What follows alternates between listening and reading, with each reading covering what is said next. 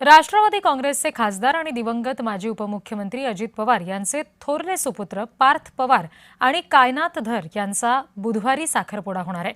अत्यंत साध्या आणि कौटुंबिक वातावरणामध्ये मोजक्या नातेवाईकांच्या उपस्थितीत साखरपुडा समारंभ पुण्यात पार पडणार आहे। कायनाथ या मूळच्या चंदीगडच्या आहेत, त्या सध्या दिल्लीत वास्तव्यास असतात।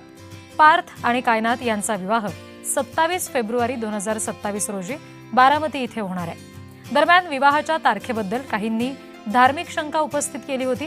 वडिलांचं किंवा आईचं निधन झाल्यानंतर कुटुंबात जर लग्नकार्य होणार असेल तर 1 वर्षाच्या आत विवाह करणं आवश्यक असतं, अन्यथा पुढील 3 वर्ष घरात लग्नकार्य करता येत नाही अशी समजूत प्रचलित आहे।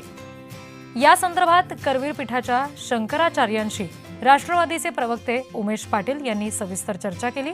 असा कुठलाही धार्मिक नियम नाही, 1 वर्षाच्या आत विवाह करणं बंधनकारक नसतं, त्यामुळे या संदर्भात कोणताही गैरसमज ठेवण्याचं कारण नाही असं उत्तर शंकराचार्यांनी दिल्याचं पाटील यांनी सांगितलंय।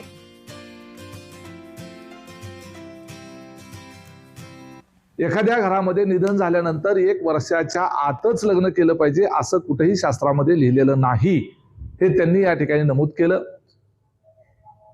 1 वर्षाच्या आतही लग्न करता येऊ शकतं, 1 वर्षाच्या नंतरही लग्न करता येऊ शकतं। शुभ कार्य जे आहे ते करण्याच्या करता या बाबतीमध्ये कुठलंही बंधन नाही। फक्त एखाद्याचं निधन झाल्यानंतर निधनानंतरच्या ज्या विधी शास्त्रामध्ये सांगितलेल्या आहेत त्या विधी पूर्णपणे केल्या पाहिजेत असं त्या ठिकाणी शास्त्रामध्ये सांगितलेलं आहे।